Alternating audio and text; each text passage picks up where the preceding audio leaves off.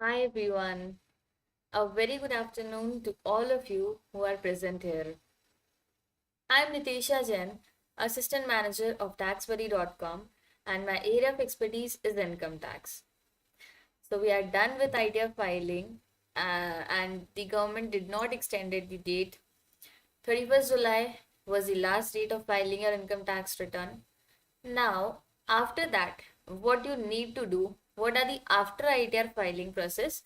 We are here with the new webinar about what to do after ITR filing process. So, before starting the session, I would like to welcome you all, and I would say that I'll make the session very interactive one for you guys.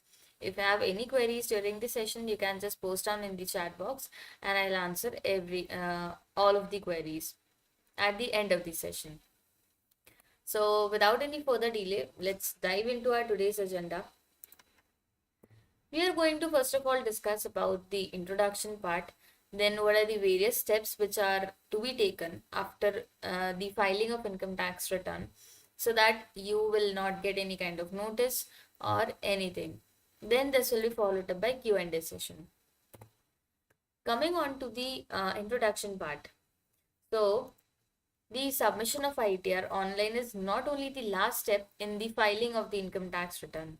Main problem that the taxpayer face after e-filing of ITR is the next step, which is after e-filing of ITR.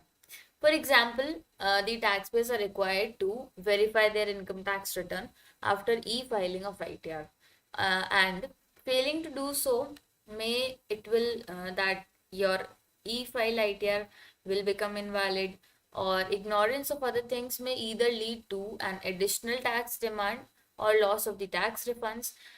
Now, the further slides will help you step by step things what a taxpayer must do after e-filing their income tax return. Amongst this part, first thing which is verify your income tax return. First and foremost, very important thing once you e-file your income tax return.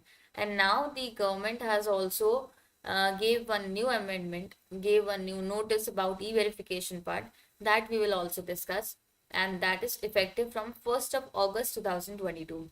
There are many doubts about that what that uh, new notification says that income tax department has reduced the limit of e-verification from 120 days to 30 days. So there is also many criterias about that limit. We'll be discussing in deep about that. After that, trace the ITR status, then check the intimations or notice cases if you have received any. Then you will have to secure the IT documents for future use. You you can avoid the penalty by paying advance taxes and then optimize your tax for better savings. These are the major steps and basic steps I would like to say that you have to cover, that you have to do once you file your income tax return. So coming on to our first topic, which is e-verify your income tax return. Now, if I talk about the e-verification part, the primary thing which one should do after e-filing ITRs is, first of all, they should e-verify their ITR or dispatch the signed ITR V to CPC Bangalore. So now, as the entire system is online, so we don't have to dispatch the hard copy to CPC Bangalore. We can just e-verify it online.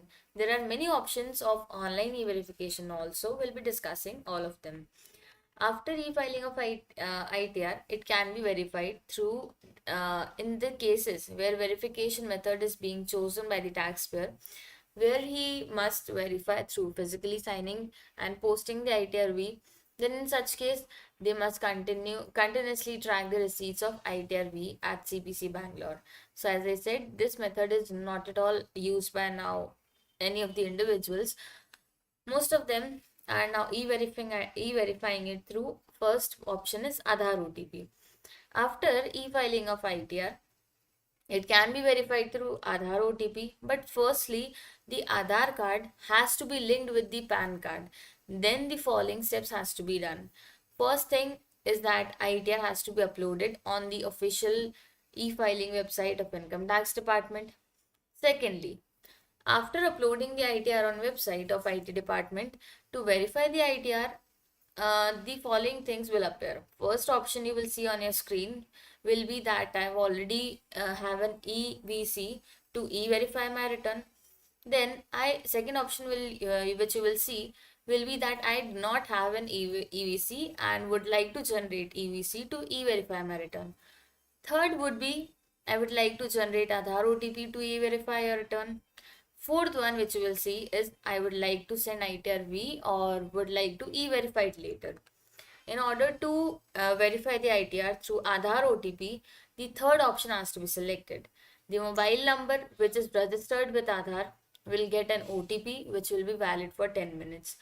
You will have to, that OTP then has to be entered on the page where there will be an option to write the OTP to get the ITR verified.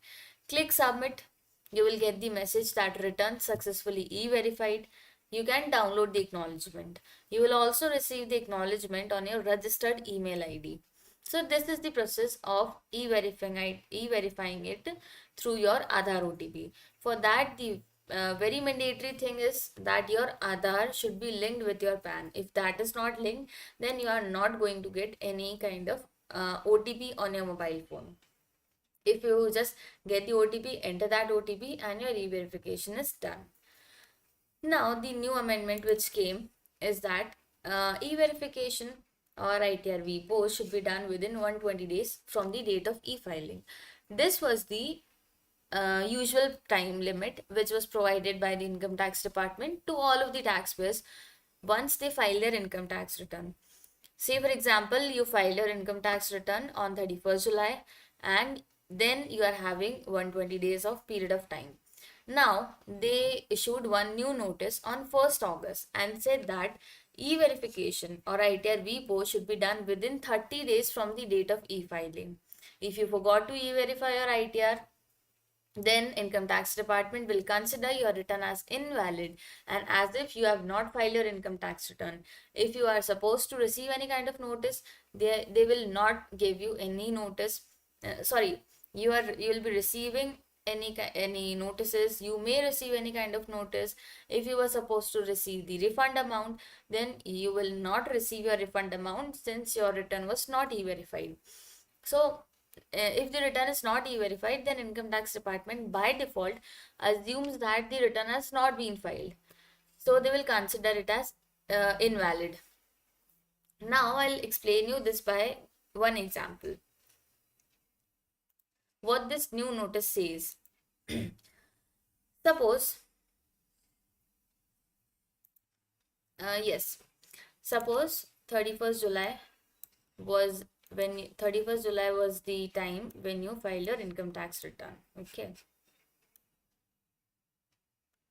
So on 31st July 2022, your return was filed. So now there are two conditions. If it was before the time, before the due date, which was 31st July, if return was filed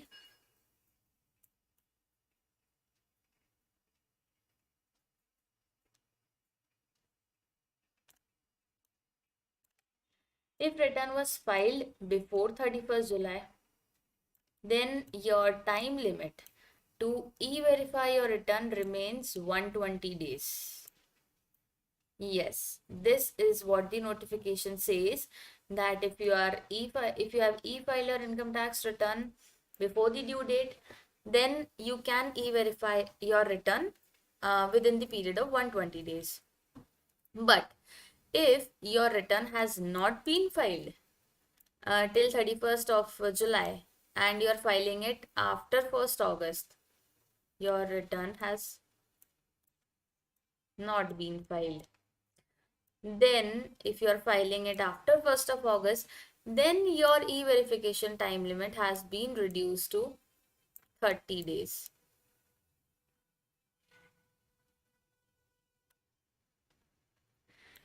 This is the case scenario which the income tax department has issued in their notice.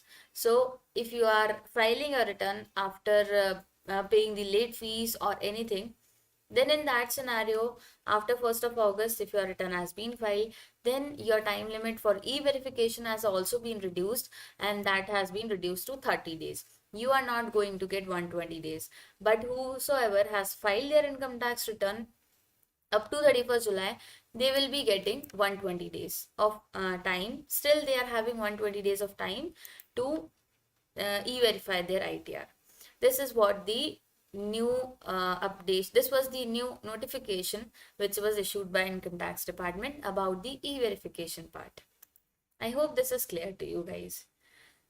Now, coming on to the next part. Once you are done with e-verification, then your return will be assumed to be e-filed. Now the second step which you will be having, yes, in the e-verification part only, there are other methods. First one was Aadhar Otp, which we discussed. Second would be net banking. Once the net banking, first, if you are e-verifying through net banking, for that you need to open the net banking website of your bank and then log in your net banking account. After login, go to the income tax e-filing tab. This process differs from bank to bank. In some of the cases, it will open the website of income tax department. Then second step which you will have to do in net banking case would be click on the option of view returns or forms to see the e-file tax. Then after that, you will have to click here to view your returns pending for e-verification. Now you can click to the option of e-verify in the next step. Then a new pop-up window will appear after that, and you will have to select the option of continue to generate EVC and get your income tax return verified. Then last step which you will see would be a message about the confirmation will be displayed on the screen, which will also display the transaction ID and the EVC code. You may also download the attachment for your future record purposes. Then third method which you can use for e-verification is the electronic verification code, which is called as EVC. EVC is a 10-digit code to e-file of ITR. It is an alphanumeric code and can be generated via various methods. It has following features and usage in order to e-verify the ITR. Person who is e-filing ITR can use EVC, which is an alphanumeric code, to verify his or her income tax return. EVC could be used to verify ITR 1, 2, 3 or 4. EVC is a unique code and the person having PAN can only use his EVC. This means one EVC for one PAN. EVC code remains valid for 72 hours, but it can be generated various times through the various modes. The verification part needs to be done within 120 days of e-filing of income tax return if the returns are already filed or uploaded. This is what the notice said, that if you have filed a return on time, then still you have 120 days. But if you have not filed a return on time and you are filing it after the due date, then your e-verification time limit we have reduced to 30 days. Then next step after the e-verification part is to track the intimation status. After the process of e-verification of ITR, the taxpayer is required to wait for around 1 month, or nowadays it is getting very fast, in order to get the intimation from the IT department under section 143(1). In this, whosoever filed the return on before 31st July, so those people, most of the people would have received the intimation notice under 143(1) on the same day itself or the next day that your return has been processed. This time the department was very fast. This email is called an intimation under section 143(1). Intimation tells the taxpayer the details about the total TDS deducted, total tax paid and deductions, if any. An intimation under 143(1) is an intimation for ITR after the ITR is processed by the income tax department to the taxpayer about any arithmetical mistakes or changes to be done. The same is reflected in the following two columns of the intimation. First one will be the income tax as provided by the taxpayer in return of income. Second would be the income taxes which is payable as computed by the income tax office under 143(1). And third was pay the additional tax if the intimation specifies so. If the intimation which is received under section 143(1) specifies that the tax paid, which is by the taxpayer, is less than the computed amount of the IT department, then this intimation becomes notice of demand under section 156. So if you are receiving just the intimation, sometimes people just receive this intimation that your return has been successfully filed and there is no demand for you. But some also receive the notice demand. So for them, they just show the two columns, that the ITR which has been filed by the user, and in the second column it shows that the income which has been computed by income tax department. And as per the income tax department, if the income which has been shown by you, and the computed by department are different, if they found any kind of arithmetical errors or anything, they will issue you the demand notice, or will just inform you that this is the mistake, you will have to rectify it. After that, if you just receive the no demand notice, then well and good, you are done with everything.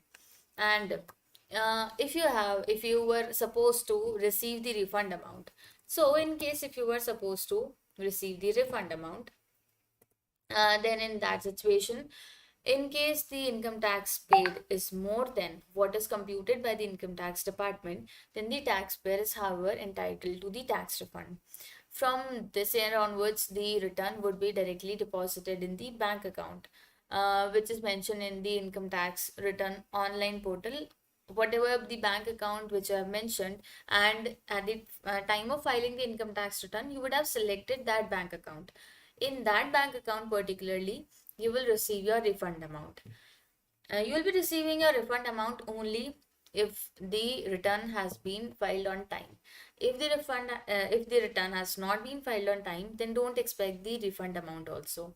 That will also get delayed, and they'll be just assuming that your return has not been filed.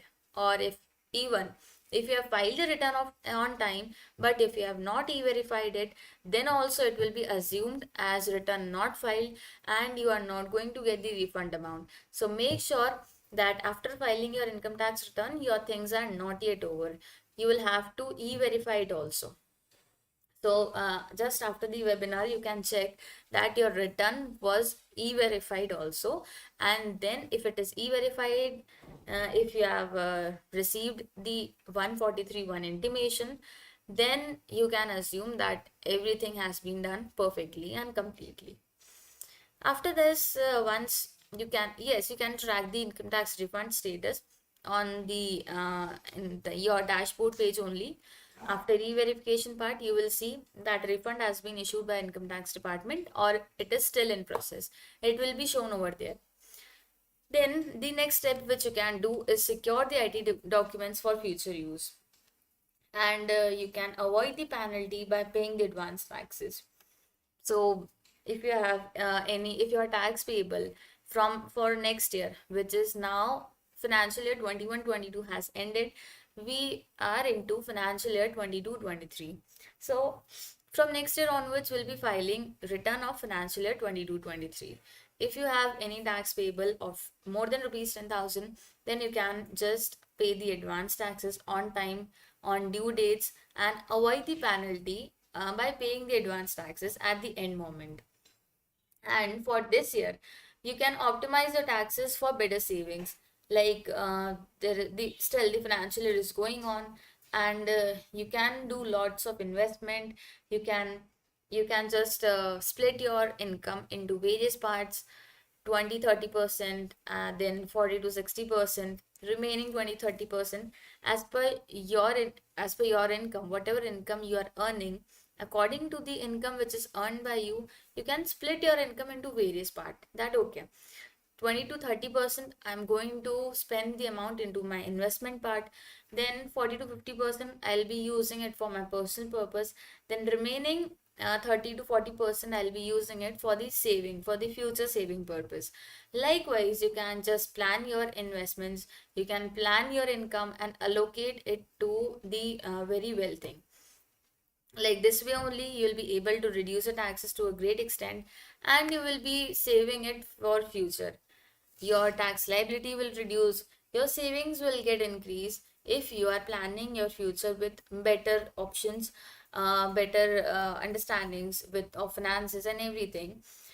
Likewise, you can just reduce your tax liabilities, you can make maximize savings, you can maximize your tax savings.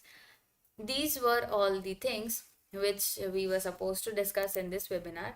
And in case if you have received any kind of notice, or in future if you receive, then what you can do is you can just visit to taxbuddy.com.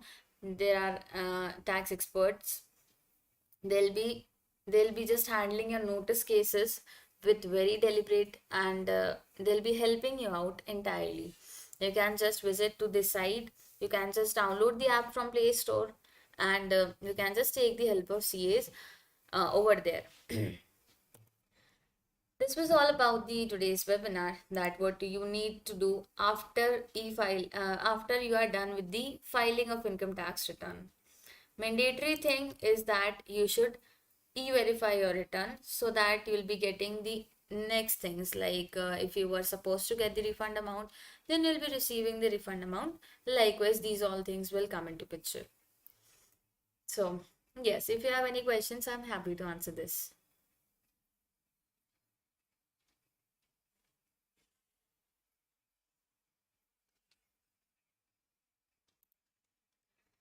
Are we having any questions?